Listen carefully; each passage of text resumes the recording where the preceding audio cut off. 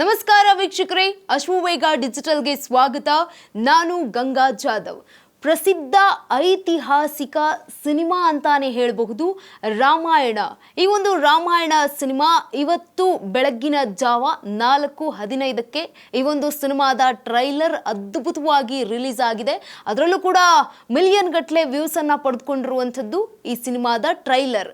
ಯಾಕೆ ಈ ಒಂದು ಸಿನಿಮಾದ ಟ್ರೈಲರ್ ಬಹುಮುಖ್ಯವಾಗಿ ಬ್ರಾಹ್ಮಿ ಮುಹೂರ್ತದಲ್ಲಿಯೇ ಈ ಒಂದು ಸಿನಿಮಾದ ಟ್ರೈಲರ್ ಅನ್ನ ಬಿಡುಗಡೆ ಮಾಡಿರುವಂಥದ್ದು ಚಿತ್ರತಂಡ. ಎಸ್ಪೆಷಲಿ ಒಂದಷ್ಟು ಉದಾಹರಣೆಗಳು ಇದ್ದೇ ಇರುತ್ತೆ. ಎಲ್ಲವೂ ಒಂದ್ ಕಡೆ ನಾವು ಗಮನಿಸ್ತಾ ಹೋಗೋದಾದ್ರೆ ಸಿನಿಮಾದ ಇತಿಹಾಸದಲ್ಲಿಯೇ ಮೊಟ್ಟ ಮೊದಲ ಬಾರಿಗೆ, ಅದರಲ್ಲೂ ಕೂಡ ಬೆಳಗ್ಗಿನ ಜಾವದಲ್ಲಿ ಈ ಒಂದು ಸಿನಿಮಾ ರಿಲೀಸ್ ಆಗಿದೆ. ಯಾವುದದು ಸಿನಿಮಾ ಅಂತಂದ್ರೆ ಅದು ರಾಮಾಯಣ ಅನ್ನುವಂಥದ್ದು ಒಂದು ಹೊಸ ಇತಿಹಾಸವನ್ನ ಸೃಷ್ಟಿ ಮಾಡ್ತಾ ಇರುವಂಥದ್ದು. ಎಸ್, ನಾನು ಕೂಡ ಇವತ್ತು ರಾಮಾಯಣ ಟ್ರೈಲರ್ನ ನೋಡಿದೆ. ಅದ್ಭುತವಾಗಿ ಬಂದಿದೆ. ಅದರಲ್ಲೂ ಕೂಡ ಏನು ಅಂತಂದ್ರೆ ರಾಕಿಂಗ್ ಸ್ಟಾರ್ ಯಶ್ ನಿಜಕ್ಕೂ ಕೂಡ ಧೂಳೆಬ್ಸಿದ್ದಾರೆ. ಅಭಿಮಾನಿಗಳು ಅವರ ಒಂದು ಖಡಕ್ ಡೈಲಾಗ್, ಮಾಸ್ ಡೈಲಾಗ್, ಅವರ ಎಂಟ್ರಿ, ಈ ವಿಜುವಲ್ಸ್ ಎಲ್ಲನ್ನೆಲ್ಲ ಗಮನಿಸಿದಾಗ ಸಖತ್ತಾಗಿ ಇಂಟ್ರೆಸ್ಟಿಂಗ್ ಆಗಿ ಕಂಡು ಬರುವಂಥದ್ದು. ಎಲ್ಲರೂ ಕೂಡ ಎದ್ದು ನಿಂತು ಶಿಳ್ಳೆ ಹೊಡಿತಾ ಇದ್ದಾರೆ, ಚಪ್ಪಾಳೆಯನ್ನು ಹೊಡಿತಾ ಇದ್ದಾರೆ. ಅಷ್ಟರ ಮಟ್ಟಿಗಿದೆ. ಯಾಕಂತಂದ್ರೆ ಇದನ್ನ ಮೊಬೈಲ್ನಲ್ಲೇ ರಿಲೀಸ್ ಮಾಡಿರ್ಬೋದು, ಸಾಮಾಜಿಕ ಜಾಲತಾಣದಲ್ಲಿ ಯೂಟ್ಯೂಬ್ನಲ್ಲಿ ರಿಲೀಸ್ ಮಾಡಿರಬಹುದು. ಆದರೂ ಕೂಡ ಅಷ್ಟು ಮೈ ನೆವರಿಳಿಸುವಂತಹ ಅದ್ಭುತವಾದಂತಹ ಟ್ರೈಲರ್ ಇವತ್ತು ರಿಲೀಸ್ ಆಗಿರುವಂಥದ್ದು.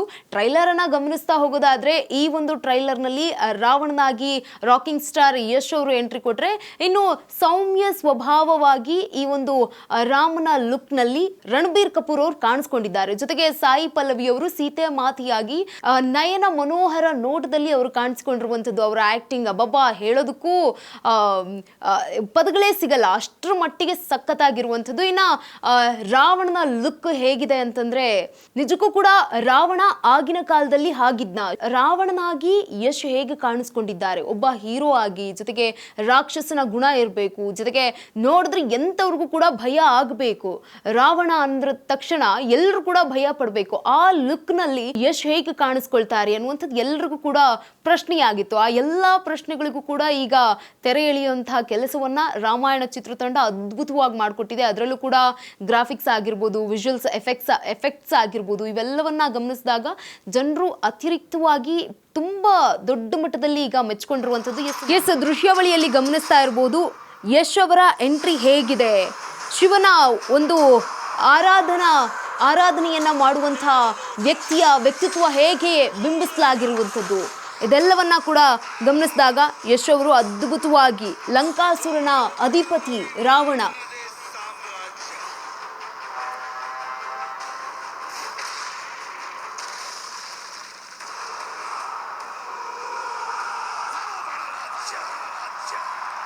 ಸೃಷ್ಟಿಗೆ ಸಂಕಷ್ಟ ಒದಗಿದಾಗಲೆಲ್ಲ ಮಹಾವಿಷ್ಣು ಸ್ವತಃ ಅವತರಿಸಿ ಅದನ್ನು ರಕ್ಷಿಸುತ್ತಾನೆ. ಎಸ್, ಇದೀಗ ಎಂಟ್ರಿ ಆಗ್ತಾ ಇರುವಂಥದ್ದು ರಣಬೀರ್ ಕಪೂರ್ ಅವರು ಈ ಒಂದು ರಾಮನ ಪಾತ್ರದಲ್ಲಿ ಕಾಣಿಸ್ಕೊಂಡಿರುವಂಥದ್ದು.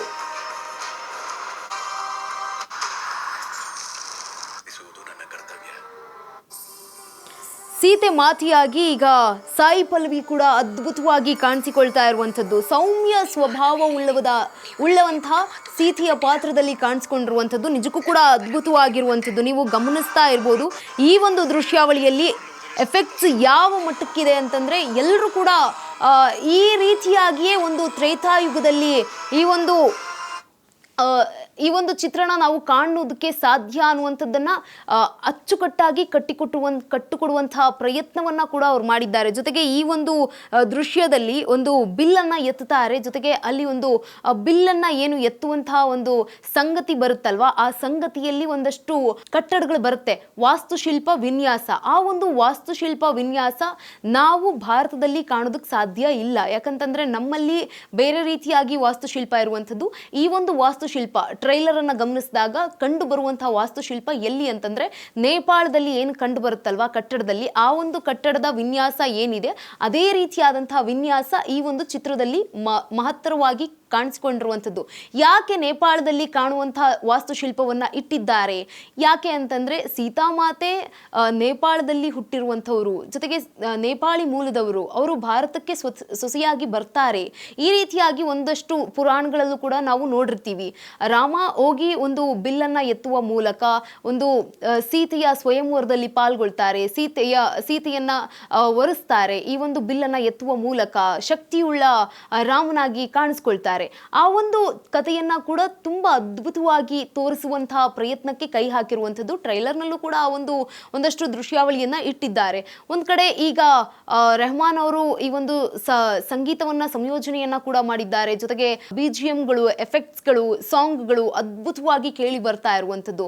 ಅಭಿಮಾನಿಗಳು ಕೂಡ ದೊಡ್ಡ ಮಟ್ಟದಲ್ಲಿ ಈ ಒಂದು ಪಾಸಿಟಿವ್ ಕಮೆಂಟ್ಸ್ಗಳನ್ನ ಹಾಕ್ತಾ ಇದ್ದಾರೆ. ಅದರಲ್ಲೂ ಕೂಡ ಯಶ್ ಈ ರೀತಿಯಾಗಿ ಕಾಣಿಸೋದಕ್ಕೆ ಸಾಧ್ಯನಾ? ಯಾಕಂತಂದ್ರೆ ನಾವು ಇಷ್ಟು ದಿನ ಕೂಡ ನೋಡ್ಕೊಂಡು ಬಂದಿರುವಂಥದ್ದು ಹೀರೋಗಳ ಪಾತ್ರದಲ್ಲಿ ಕಾಣಿಸ್ಕೊಂಡಿದ್ದಾರೆ, ಅದ್ಭುತವಾಗಿ ಕಾಣಿಸ್ಕೊಂಡಿರುವಂಥದ್ದು, ಮಾಸ್ ಡೈಲಾಗ್ಗಳನ್ನ ಹೊಡ್ಕೊಂಡು. ಬಟ್ ಆದ್ರೆ ಇಲ್ಲಿ ಬಹುಮುಖ್ಯವಾಗಿ ಒಬ್ಬ ರಾಜನಾಗಿ, ರಾವಣನಾಗಿ, ಜೊತೆಗೆ ಒಬ್ಬ ಶಿವಭಕ್ತನಾಗಿ ಹೇಗೆ ಕಾಣಿಸ್ಕೊಳ್ತಾರೆ ಅಂತಂದ್ರೆ ಅದ್ಭುತವಾಗಿ ಕಾಣಿಸ್ಕೊಂಡಿರುವಂಥದ್ದು. ಅಭಿಮಾನಿಗಳು ಕೂಡ ಒಳ್ಳೊಳ್ಳೆ ಕಮೆಂಟ್ಸ್ಗಳನ್ನು ಹಾಕ್ತಾ ಇದ್ದಾರೆ. ಇಷ್ಟು ದಿನ ಇದ್ದಂತಹ ರಾಖಿ ಬಾಯೇ ಬೇರೆ, ಈಗಿರುವಂತಹ ರಾವಣನೇ ಬೇರೆ ಅನ್ನುವಂಥದ್ದು. ಈಗ ಆಷಾಢ ಮುಗಿತಾ ಇದೆ, ರಾವಣ ಏನು ಶ್ರಾವಣದಲ್ಲಿ ಮಾಸಾಗಿ ಸಖತ್ತಾಗಿ ಬರ್ತಾರೆ. ಅವ್ರದ್ದೇ ಒಂದು ಡೈಲಾಗ್ ಇದೆ ಅಲ್ಲ, ಆಷಾಢ ಮುಗಿದ್ರೆ ಶ್ರಾವಣ ಬಂದ್ರೆ ನನ್ನ ಮಗ ಟಾಪ್ ಆಗಿ ಬರ್ತೀನಿ ಅಂತ.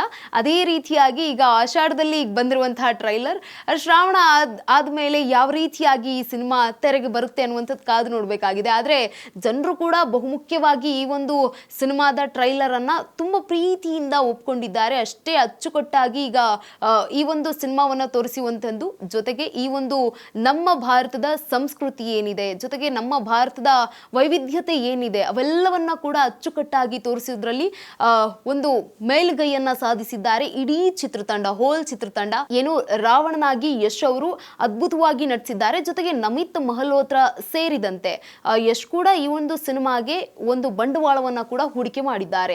4,000 ಕೋಟಿ ವೆಚ್ಚದಲ್ಲಿ ಈ ಒಂದು ರಾಮಾಯಣ ಸಿನಿಮಾ ಈಗ ರೆಡಿ ಆಗಿರುವಂಥದ್ದು. 2 ಭಾಗದಲ್ಲಿ ರೆಡಿ ಆಗಿರುವಂಥದ್ದು ರಿಲೀಸ್ಗೆ. ಮೊದಲ ಭಾಗದಲ್ಲಿ ಈಗ ಶೂಟಿಂಗ್ ಎಲ್ಲ ಆಗಿದೆ. ಈ ಒಂದು ದೀಪಾವಳಿ ಸಂದರ್ಭದಲ್ಲಿ ಈ ಒಂದು ಸಿನಿಮಾ ತೆರೆಗೆ ಬರುವಂಥದ್ದು.